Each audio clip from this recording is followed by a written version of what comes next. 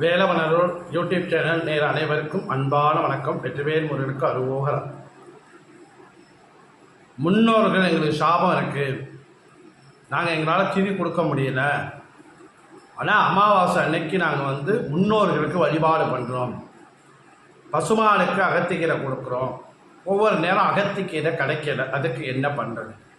பசுமாடுக்கு என்ன கொடுக்கலாம் அப்படின்னு நிறைய பேர் கேட்குறாங்க. அவர்களுக்கு தான் அந்த பதிவு. அது மாதிரி இருந்தால் நாளைக்கு அமாவாசைன்னா இன்றைக்கி இரவு என்ன பண்ணுறீங்கன்னா, பச்சரிசி ஒரு 2 கைப்பிடி பச்சரிசி, வெல்லம் ரெண்டையும் கலந்து வச்சிடணும். வெல்லத்தை பொடி பண்ணி கலந்து வச்சிடணும். இரவு முழுதும் வீட்டில் இருக்கணும். மறுநாள் காலையில் எழுந்து குளிச்சுட்டு இந்த வெல்லம் பச்சரிசியை பசுமாடு கொடுக்கறது நல்ல சிறப்பான பலனை கொடுக்கும்.